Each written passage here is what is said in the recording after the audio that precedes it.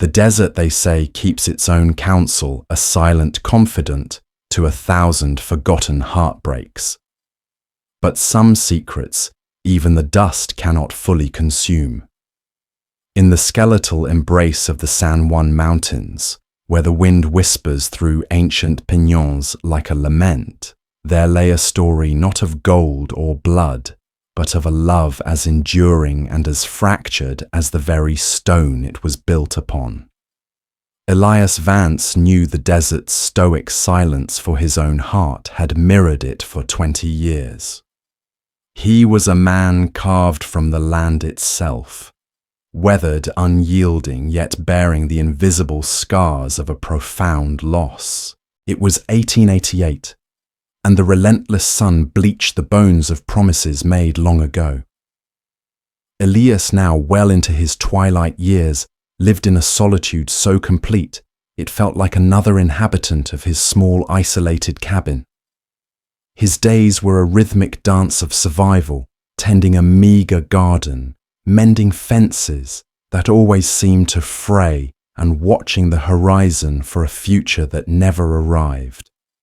But his nights, those were for her, for Clara. Her name, a soft melody on his lips, echoed in the hollow chambers of his memory. Their story began in a time when the West still held the promise of untamed freedom, a wild canvas for dreams both grand and fragile. Clara, with eyes the colour of a summer sky and a spirit as boundless as the plains, had been an anomaly in that harsh landscape. She was a scholar, a dreamer, a woman who saw beauty in the desert's stark geometry and poetry in the coyote's mournful cry.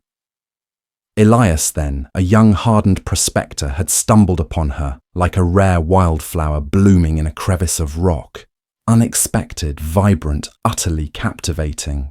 Their courtship was not one of grand gestures or whispered vows beneath moonlit skies. It was a slow, deliberate unfolding, born of shared silences and unspoken understandings. He taught her the resilience of the land, how to read the signs in the wind, how to find water where none seemed to exist. She, in turn, showed him the resilience of the human spirit, the quiet strength found in art and literature, the profound beauty in a world he had only ever seen as a challenge to be conquered. Their cabin, built by his own calloused hands, became their sanctuary, a small bastion of tenderness against the vast indifference of the frontier. The years that followed were a tapestry woven with simple joys. The birth of their daughter Lily, a bright star in their isolated world. The shared laughter over a flickering fire. The comfort of hands intertwined after a long day's toil. Clara, despite the hardships, never lost her intellectual fervour. She filled their home with books brought painstakingly across continents, and her melodious voice often drifted on the wind as she recited verses to Lily or simply to the desert itself. Elias would watch them, a quiet awe in his eyes, knowing he possessed a treasure more precious than any vein of gold. Then came the fever, a cruel, swift tide that swept through the isolated settlements, taking the young and the old without distinction. Lily, vibrant and full of life, was the first to succumb, her small light extinguished with heart-wrenching speed. Clara, broken by grief, clung to Elias, their shared sorrow, a suffocating weight. But the fever, relentless, did not stop there. It turned its gaze upon Clara herself. Elias remembered those days with the chilling clarity of a nightmare. The burning touch of her skin, the shallow, rattling breaths, the desperate, futile prayers whispered into the vast, uncaring night. He rode for days, battling the elements, seeking a doctor who never materialized, a miracle that never arrived. He returned to find her fading, her eyes, once so full of life, now distant and clouded. Her last words, whispered amidst a final ragged breath, were not of fear, but of love. Elias, she'd coughed her hand weakly, reaching for our love. It transcends the dust. And then silence. A silence so profound, it seemed to swallow the very sound of the wind. 20 years had passed since that devastating day, but for Elias, time had ceased to flow. He was a man suspended, caught between a vibrant past and a desolate present. He had buried them both on a small rise behind their cabin, beneath a gnarled juniper tree that stood like a sentinel against the relentless sun. He visited them every day, tracing the rough-hewn wooden crosses with a trembling finger, whispering their names into the indifferent air. He never remarried, never sought companionship. How could he, when his heart was eternally tethered to the two souls buried beneath the desert earth? Yet the West, in its brutal wisdom, offered no pause for mourning. Life, even in its quietest forms, demanded continuation. Elias had become a legend in the isolated pockets of civilization that still clung to the fringes of the wilderness. The hermit of San Juan, they called him a man lost to his grief. Sometimes curious travelers, or those seeking passage through the treacherous mountains, would stumble upon his cabin. He offered them water, a place by his meager fire, but rarely conversation. His eyes, deep set and weary, held a story he could not, would not articulate. One blistering August afternoon, a rider approached. The sun beat down with an oppressive weight, shimmering off the red dust kicked up by the horse's hooves. Elias, perched on his porch, noticed the rider's posture. Slumped, weary, yet with a stubborn resilience in the way he held the reins. As the figure drew closer, Elias saw it was a woman no older than 30. Her face streaked with dirt, her clothes torn. She looked as if she had ridden straight out of a nightmare. She dismounted slowly, her movements stiff with exhaustion, and stared at Elias with an intensity that pierced his self-imposed detachment. Her eyes, he noticed, were the same striking blue as Clara's, though etched with a different kind of sorrow. "Mr. Vance," her voice was raspy, dry. "I've ridden a long way. My name is Sarah Miller." Elias merely nodded, his gaze unwavering.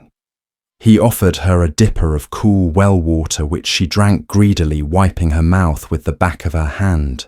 I heard about you," she began, her voice gaining a little strength. "They say you live alone, that you never left this place." She paused, her eyes scanning the desolate landscape, then settling back on him. "I'm looking for something that belonged to my mother." Elias felt a prickle of unease. Strangers rarely ventured this deep into his sanctuary, and fewer still spoke of past connections. "And what might that be, miss?" he asked, his voice a low rumble unused to sustained speech. "A diary," she said, her voice dropping to a near whisper. "A leather-bound diary. My mother.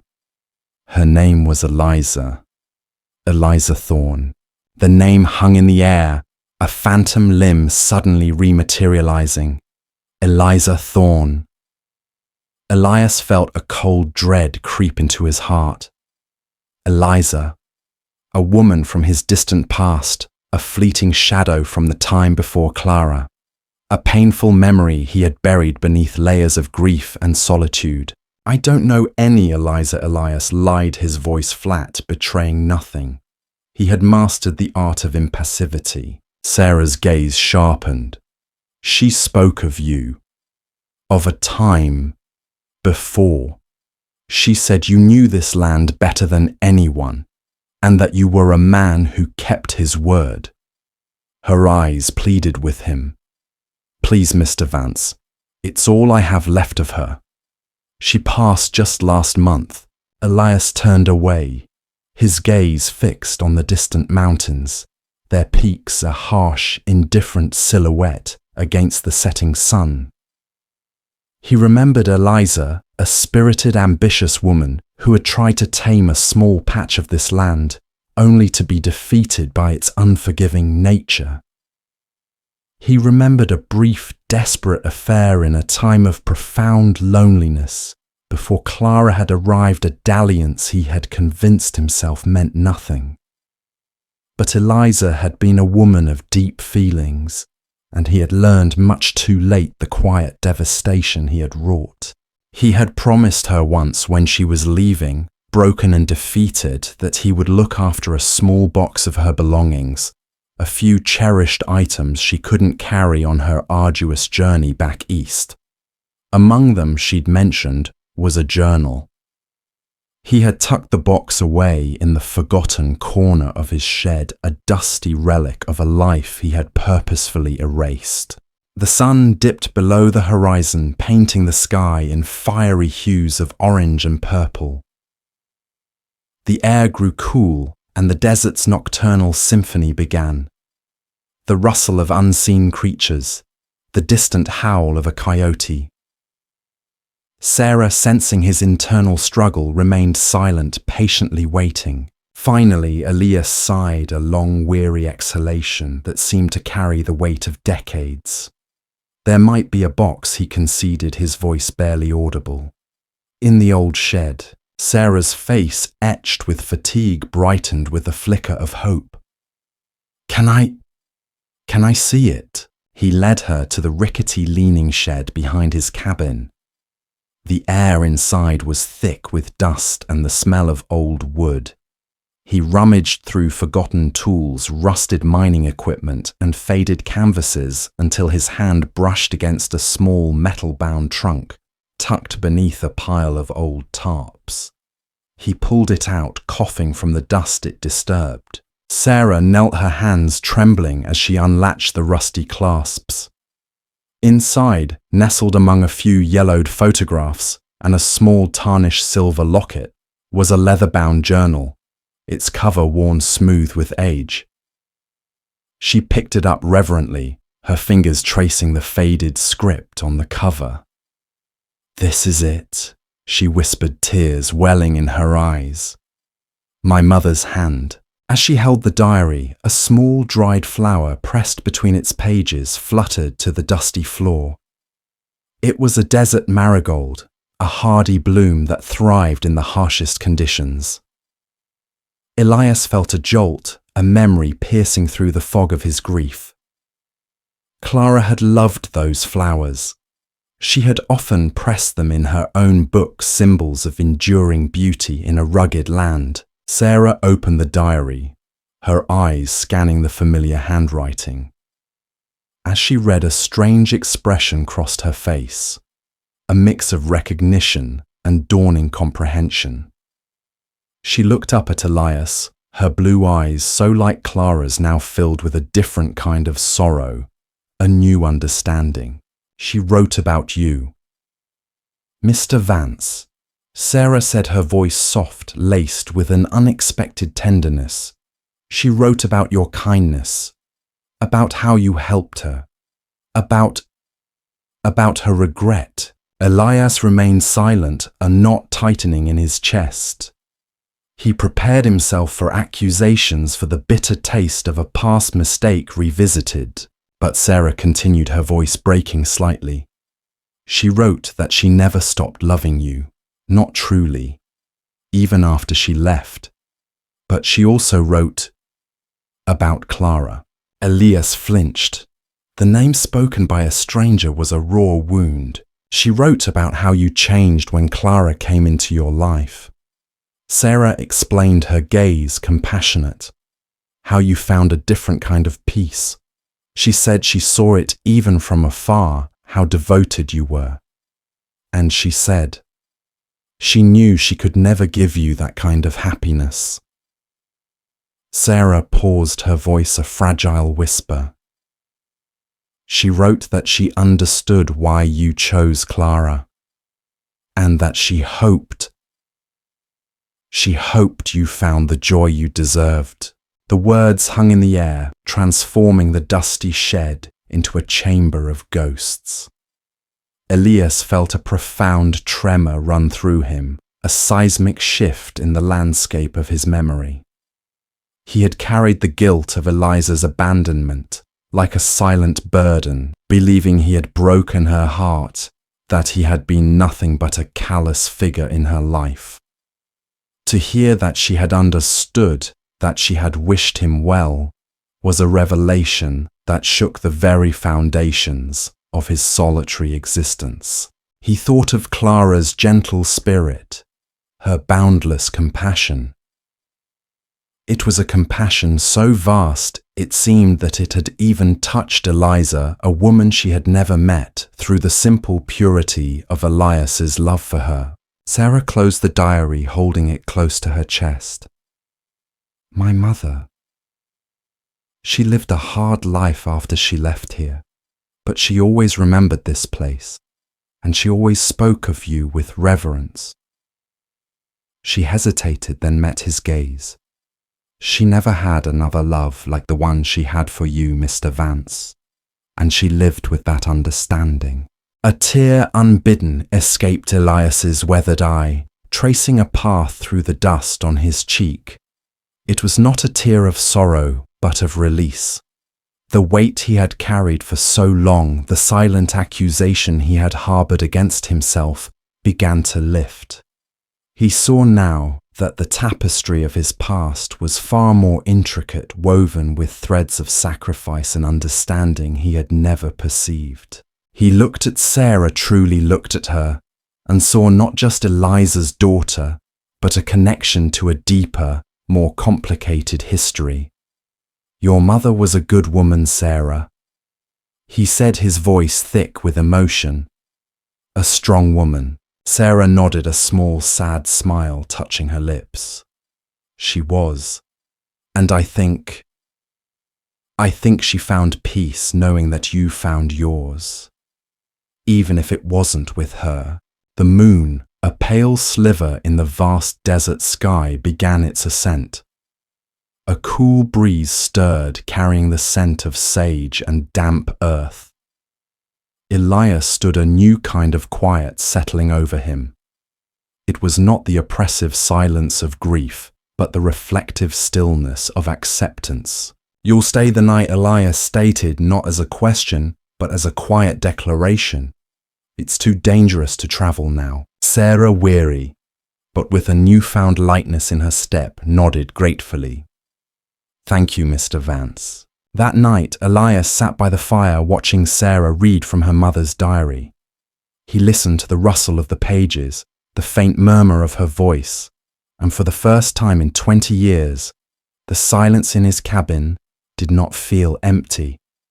It felt full of stories, full of memories, full of the intricate, often heartbreaking beauty of human connection. He realized that Clara's last words, our love, it transcends. The dust were not just about their love, but about love itself.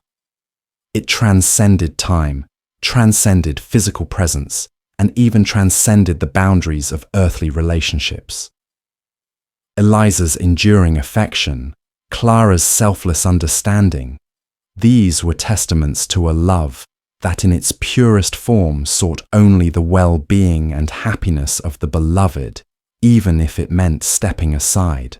The next morning, as the sun painted the eastern sky with hues of rose and gold, Sarah prepared to leave. She stood before Elias, the diary clutched in her hand, a sense of peace radiating from her. Thank you, Mr. Vance, she said, her voice clear and strong.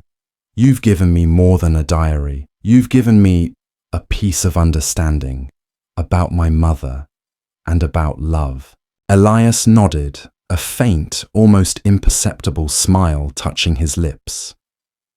Some things, Sarah, he said, his gaze sweeping across the vast, timeless landscape, they never truly disappear.